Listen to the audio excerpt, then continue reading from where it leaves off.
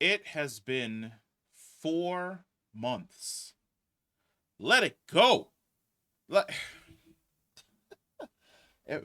I avoided one. I avoided one.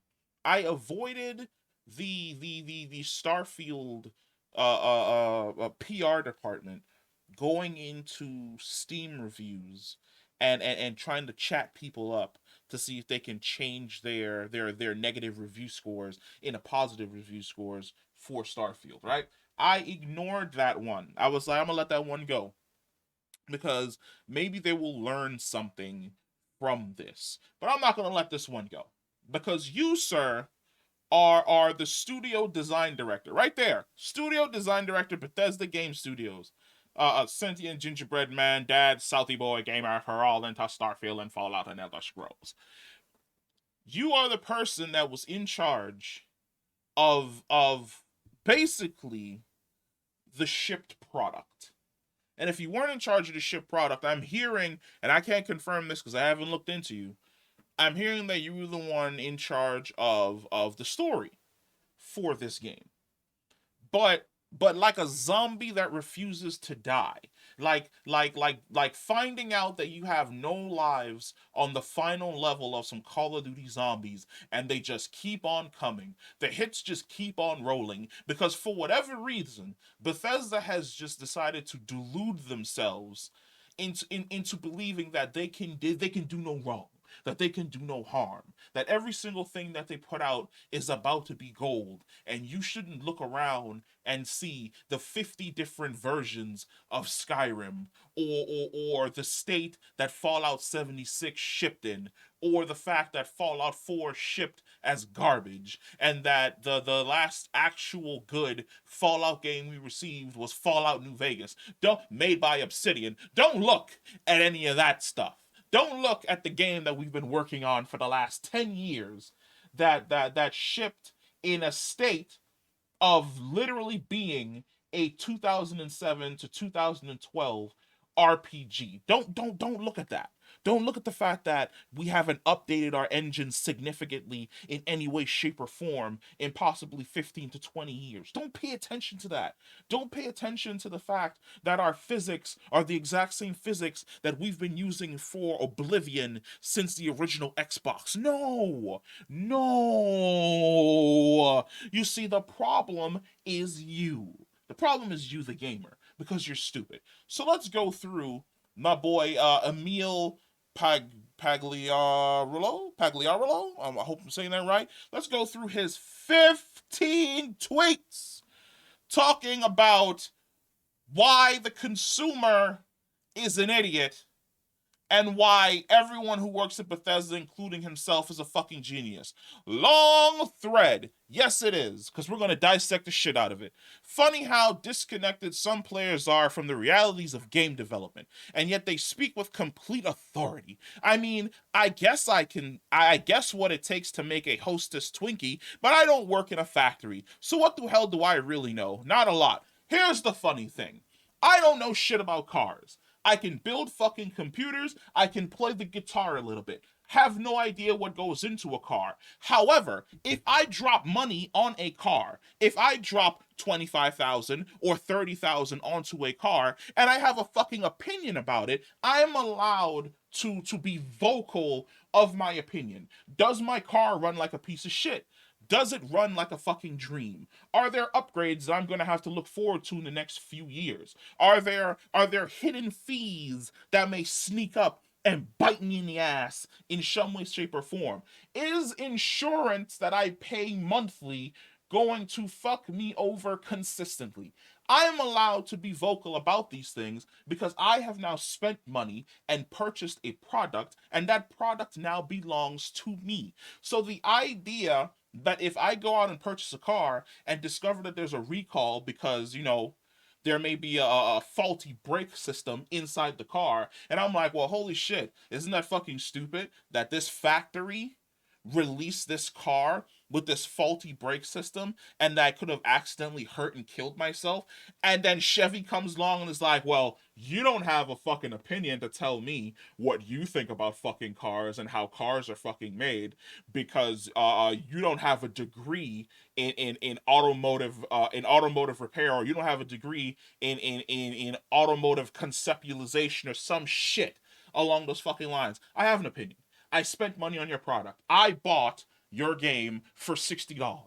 I played your game for over 70 hours. I am allowed to be vocal about the fact that there are certain aspects of your game that are fucking old and are fucking generic that you have not updated in any way, shape, or fucking form. Now, the upside of this is that you're allowed to either take my fucking opinion and swallow it and continue on your fucking day and prove me wrong by maybe releasing some fucking updates or creating an actual fucking game designed for 2020 and onwards and not 2010. Or you can do what you're doing, which is go on Twitter, X, formerly known as Twitter, and fucking complain about it. Because we live in a society where every single person who has a shitty opinion can get on Twitter and voice their shitty opinion and get torn to fucking shreds in the comment section. That's one of the reasons why if you go to the Starfield subreddit right now, every single time your shitty opinion is brought up and people start discussing it, they're being banned. And those posts are being fucking removed. Because out of the two of us, I voiced my opinion and kept it moving.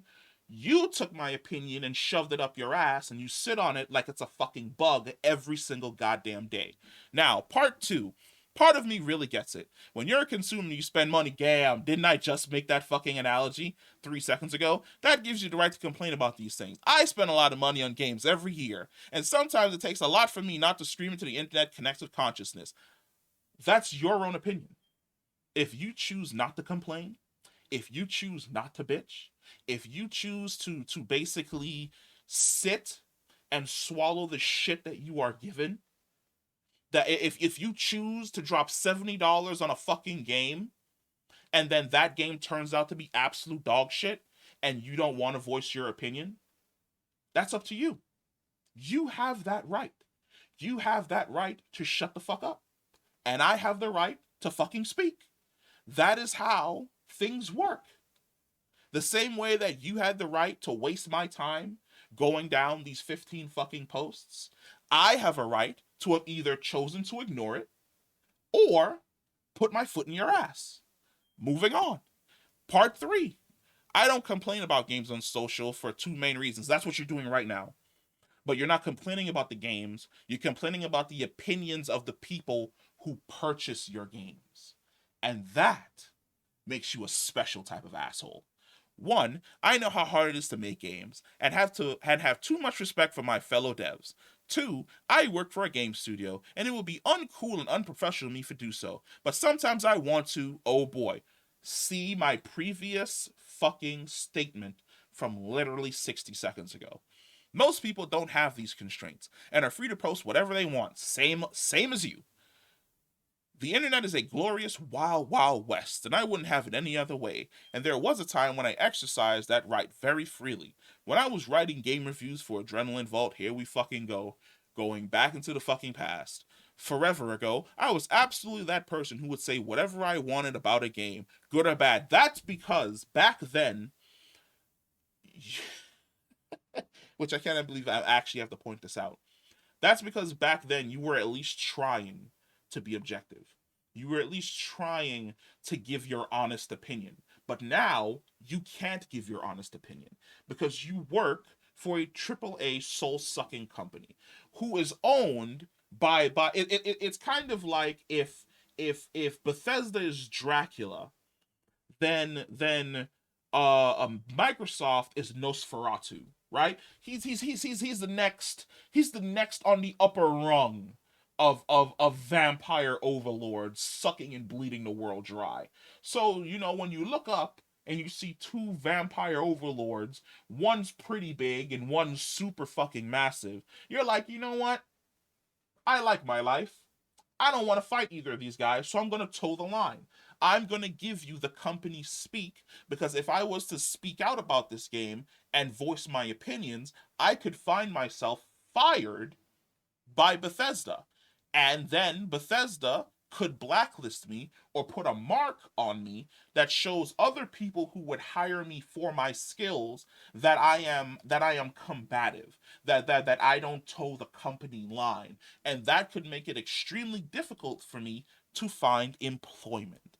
It is amazing how that fucking works when you no longer have the ability to be open and free with your opinion when money is involved, because you like money. You're getting paid really, really well to toe the company line. You're no longer paid to give your honest fucking opinion, which is why both of those two things are completely fucking separate. But throughout that time, I actually had no inkling what game development was actually like. How hard the designers and programmers and artists and producers and everyone else worked. The struggle to bring a vision to life with constantly shifting resources, the stress. Look, you can work on a project for 5 years and it can turn out to be shit. That's life. You can spend 5 years building a house and an earthquake happens and the house collapses. You can spend 5 years working on a car and it can get stolen. There is the hope and expectation that what you are working on is going to be a dime. That what you're working on is going to be the best fucking thing you ever worked on. And sometimes when you finish that project and you take a step back and you look, just like Joe Pesci, you go, what is this piece of shit?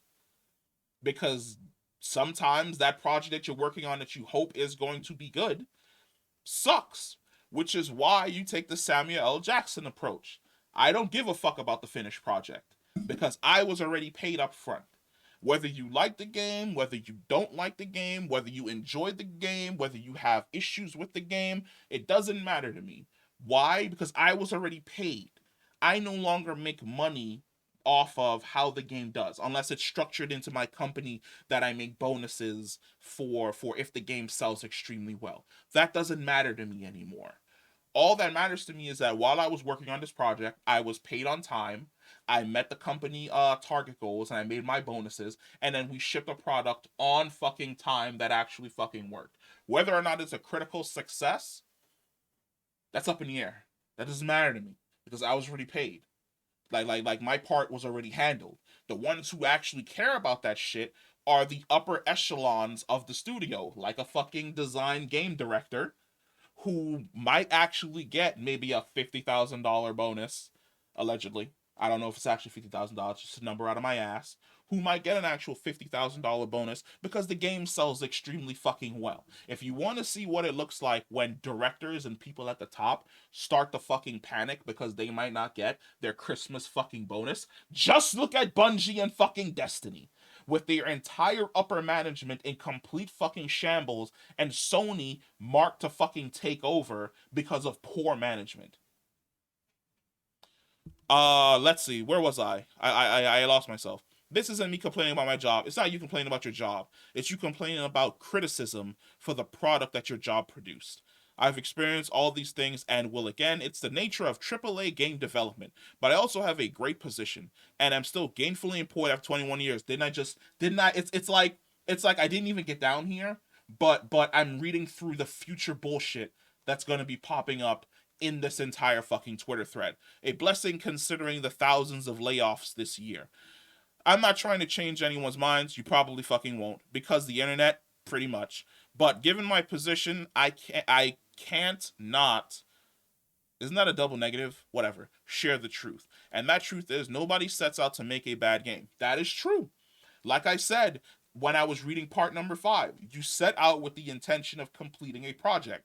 From the outset, you do not know whether or not that project is going to be good or bad, whether it's going to be well received or poorly received. You cannot gauge what people's opinions are going to be. But once that project is out there in the wild and you start to see what people's opinions actually are, it's your job to take those opinions and sift through them for the ones that really really work and the ones that are bangers, and then apply them either to the system that you've essentially created, moving on to maybe a Starfield 2, or applying them to a system that you have coming down the pipe in the form of maybe a DLC. If you want to see what taking constructive criticism and releasing a banger game looks like, look at CD Projekt Red and Cyberpunk.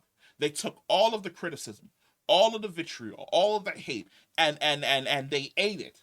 And they said, "You're absolutely right. We fucked up. We gave you a subpar product. And now we are going to take time out of our day.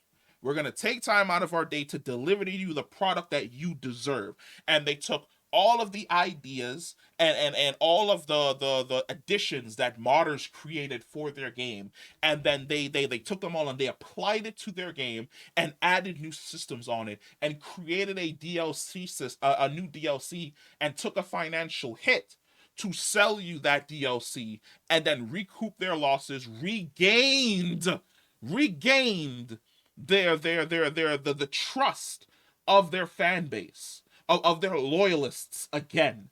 And now they're off to make Cyberpunk 2078 with those same systems that they created initially in place, and everybody is hyped for it because we saw that they took our criticisms and they applied it to this game, and they gave us something fantastic that we could dive into and give them another 100 hours and give them another $40 for that fucking DLC and give them our goddamn time and enjoy the fact that we were wasting time in this world that they crafted and was janky at the beginning, but then came back, gave it a little bit of love, and handed it right back to us. That's how you're supposed to handle it.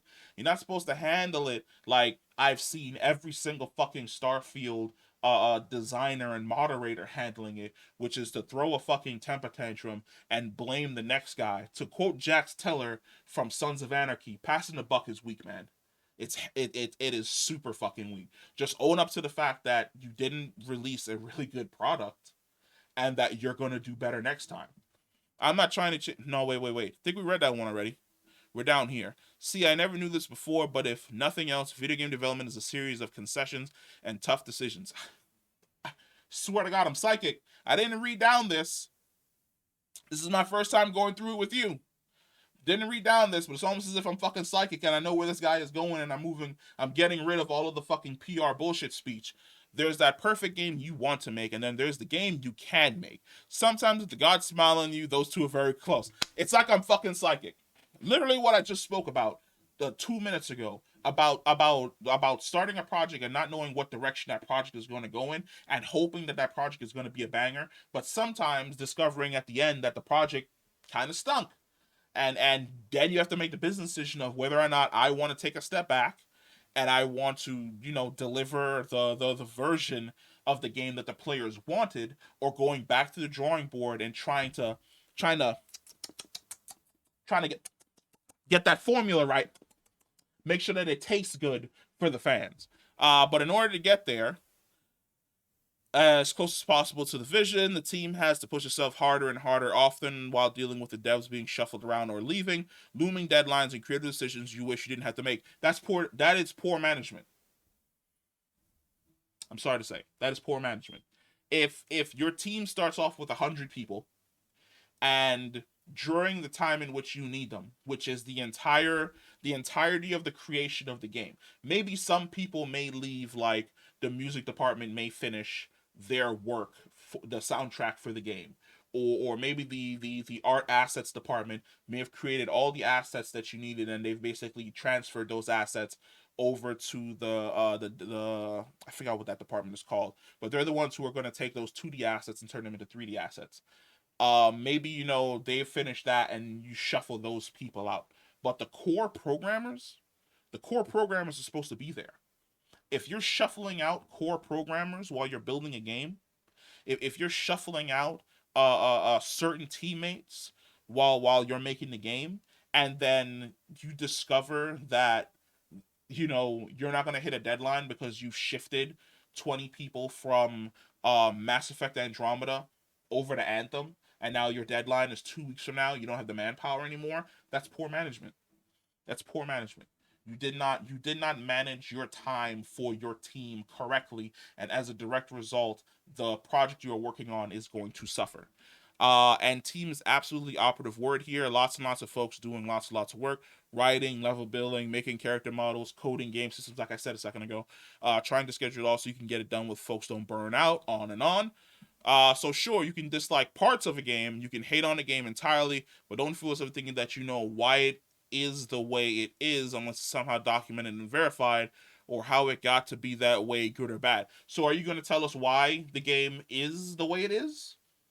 Because the only reason I can ever see somebody saying this line right here, you can hate on a game. Uh-oh, hold on, we messed up. Where was I? Here I was. You can hate on a game entirely, but don't fool yourself into thinking you know why it is the way it is, unless it's somehow documented and verified, or how it got to be that way, good or bad. Here is the thing. If you do not come out to say why something is the way it is, you leave the room open for people to speculate. And a lie spreads faster than the truth. Bullshit spreads faster than the truth. But if you choose not to actually give the reason as to why something is the way it is, then you can only blame yourself for those undocumented and unverified facts being out there in the ether. Those are just something that you're going to have to accept. Chances are, unless you made a game yourself, you don't know who made certain decisions, who did specific work, how many people were actually available to do that work, any time changes faced, or how often you have to overcome technology yourself. This one is huge. I will say it again. That is a management problem. That is not the problem of the individual working on your project.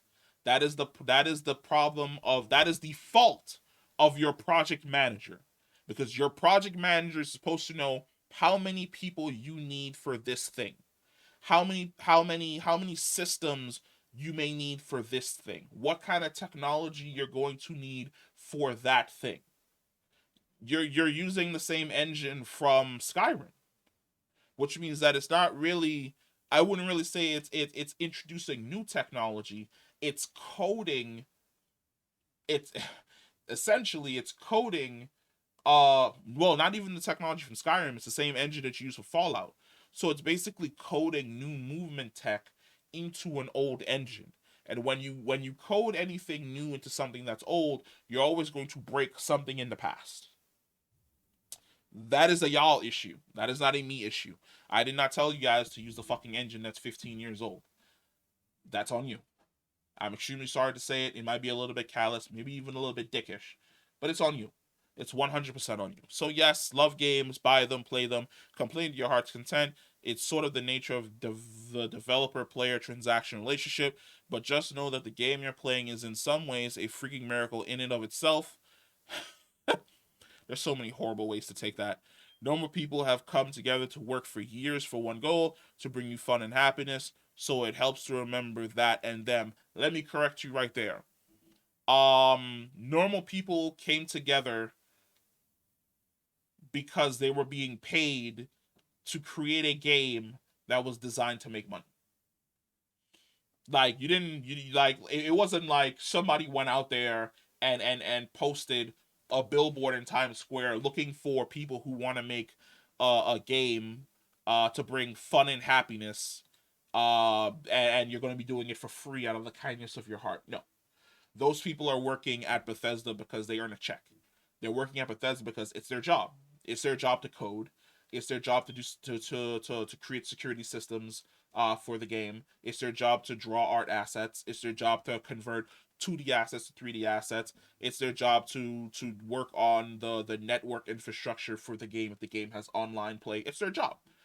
They're getting paid, and they're getting paid handsomely to essentially do that.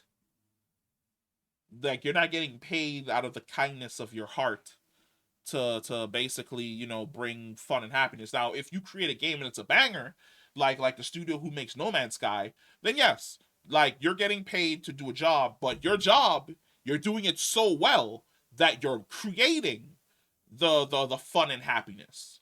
Like doing your job extremely well and creating a product that people love, like Naughty Dog, let's say, with the last of. I don't know why I'm confusing all my Sony studios at the moment. I think this rant may have gone on a little bit too long. But if you're Naughty Dog with The Last of Us, um then the end product is what creates fun and I say fun and joy, but that's a bad analogy because The Last of Us kind of like emotionally breaks people. But you understand what I mean. Like, think of any game you've ever had fun with. People were paid very well to create that game because it was a project the company made in order to make money. That is the juxtaposition of the in the I don't even know if that's the right word, of the entire situation. It just baffles me. Like,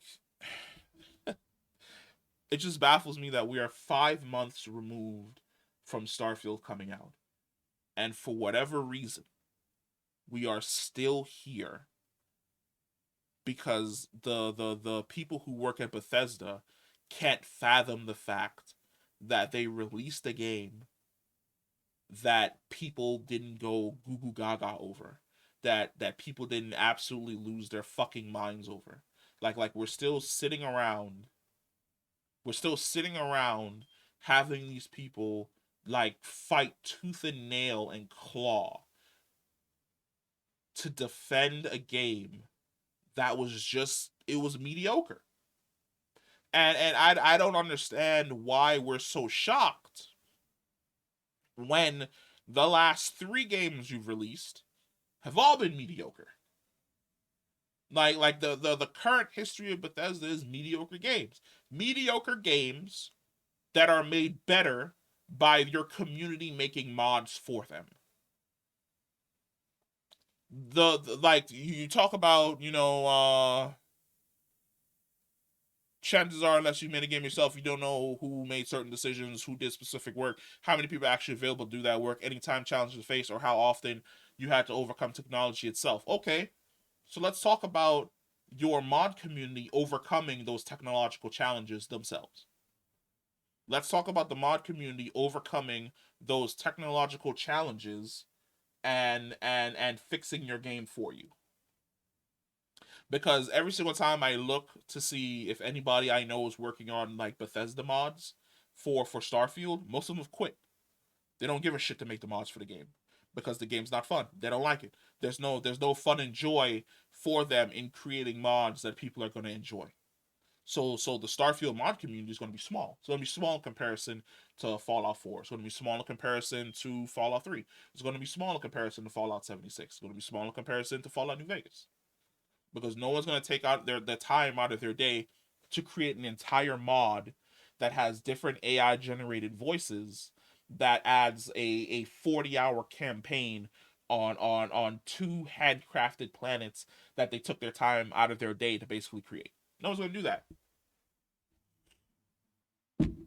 I don't know. Maybe I'm crazy, right? Maybe I'm the insane one out here for hoping that we would put this entire thing to bed. But I have a headache now. I have a headache, and I'm just gonna lay down and go read some manga because I am in all honesty sick of this. Just let it go. Let it go. Let it die. No, you're not going to get any more sales from Starfield. No, if you release a Starfield director's cut or special edition, nobody's going to fucking buy it. Well, I shouldn't say nobody's going to buy it, but it's not going to go over extremely well. It's not going to break fucking records. None of that's going to happen. The game came out, people put in their time. It wasn't for them. They had criticisms. They moved on. It's time for y'all to move on. Because if we go into 2024 and I still hear people complaining about fucking Starfield who work at Bethesda, I'm going to lose my absolute fucking mind.